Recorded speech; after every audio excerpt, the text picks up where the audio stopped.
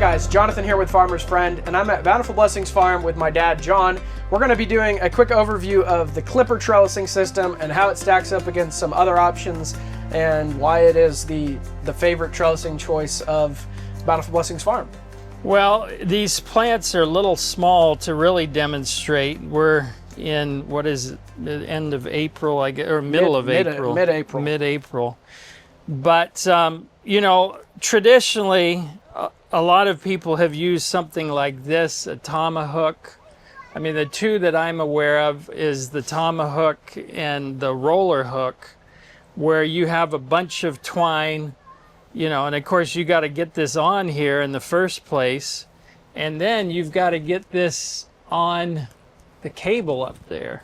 Yeah. And so, you know, you're either on a ladder, or I know some people will use one of those, I don't know what you call them, pincher things to kind of put them up. Like a for picking up trash or something? Yeah, one of those things.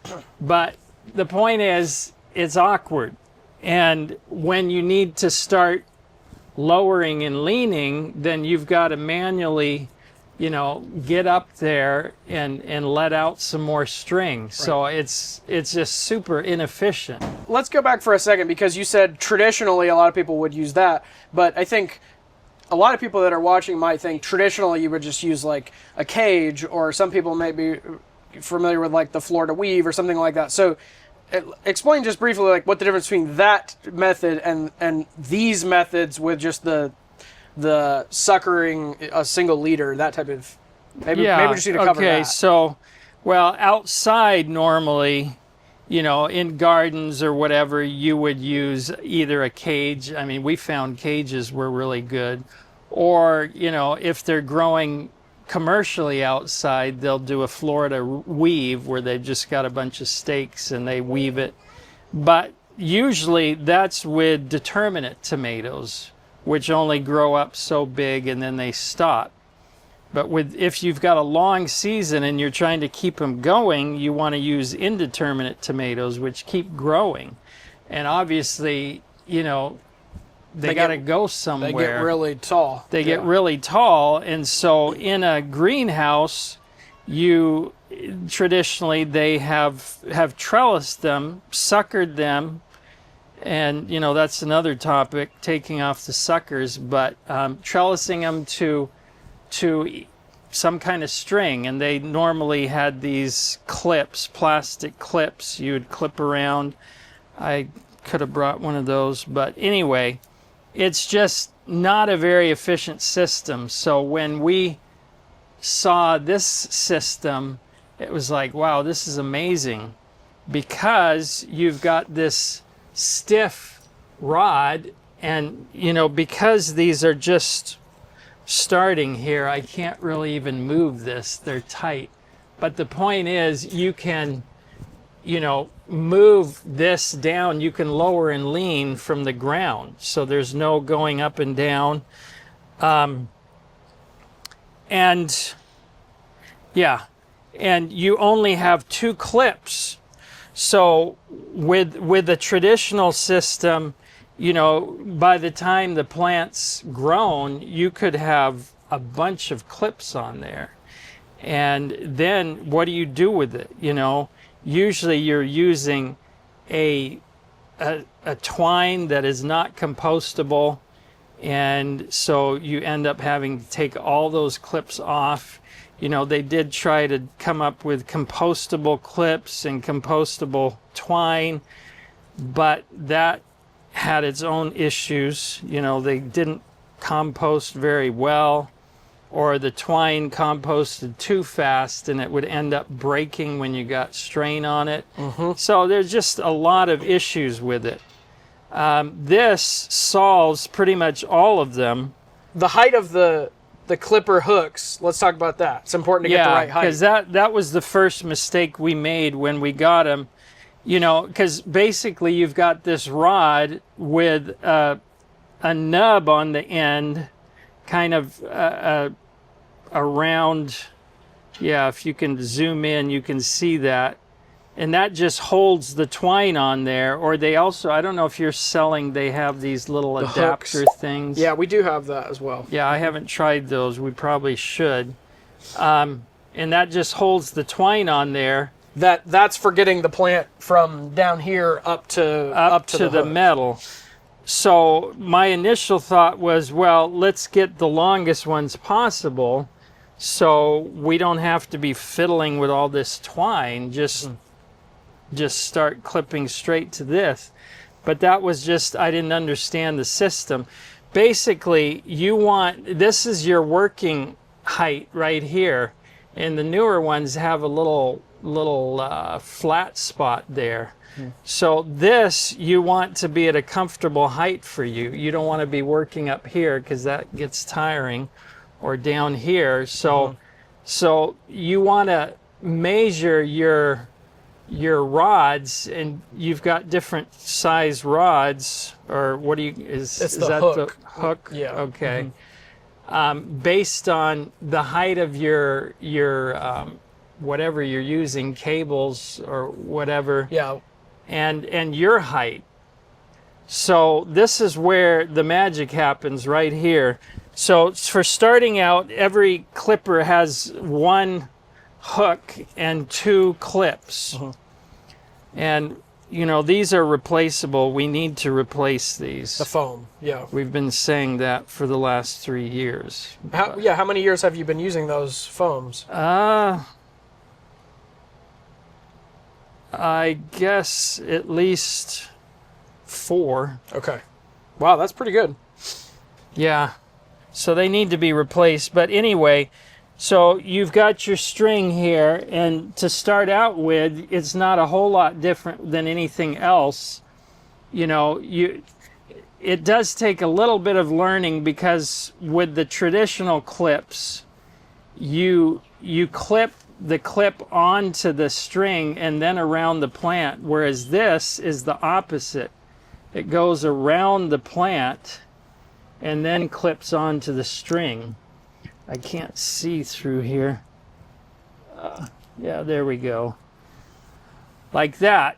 Now, obviously, this is too small. It doesn't need a second clip there yet, but it will eventually. So let's just imagine that the plant is up here, and this is your working distance. So you have a clip on here and another one up near the top up here.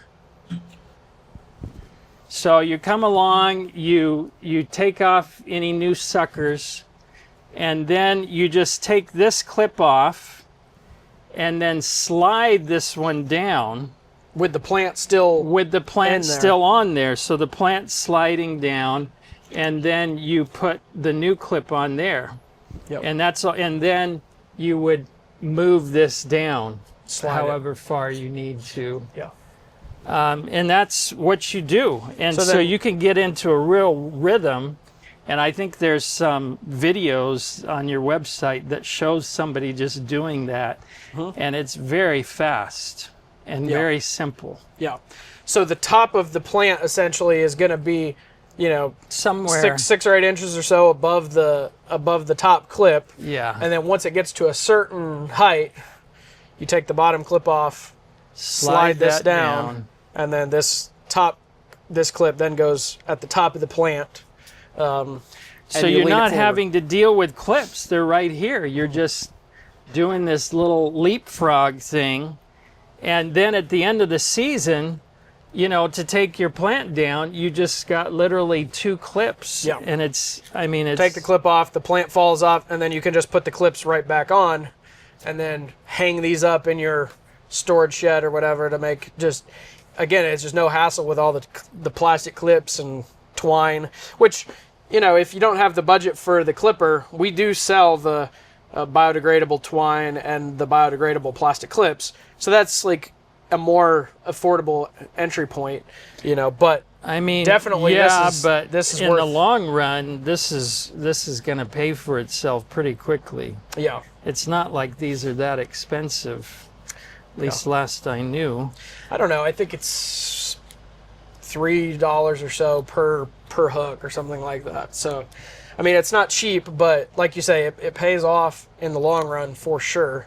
So a couple other things. So the first mistake we made was not getting this right. You know, we got some that were too long. So you really want to get the right height for that. So you probably, would it be safe to say you want the bottom of the hook like mid-torso or something like that? Probably. Yeah. Yeah. Because, yeah, and I mean, the higher it is, the better in many ways.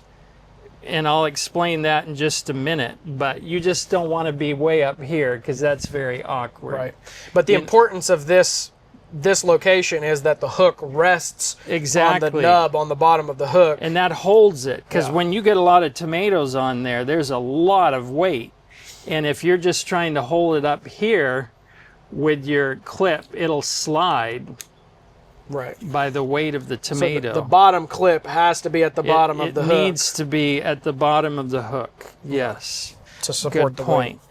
So the second thing we did, the mistake we did, you know, if you're dealing with really vigorous plants, especially like grafted plants, if you're not moving this clip every week, the stem of the tomato can get so big that you actually can't get these off. Really? Gets me all choked up thinking about it because it was a mess trying to get these off when the stem is just so big it can't come off. So yeah, you gotta do it weekly, and if you do it weekly, it's super fast and super efficient.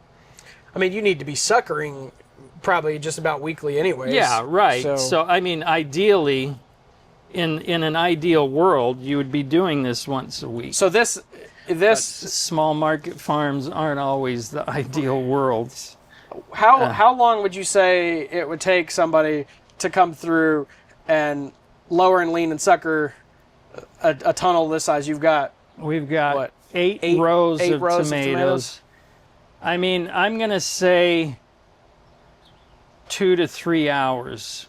Yeah. If the tomatoes, if you've stayed on top of it. As you guys have found, and a lot of other growers, we have a lot of growers that have come to us and purchased a few, and then the next year come back and purchased a bunch of it. So I mean, that says what I can't imagine why anyone would go with any other system. For market gardeners, I think this is the way to go, hands down. For sure.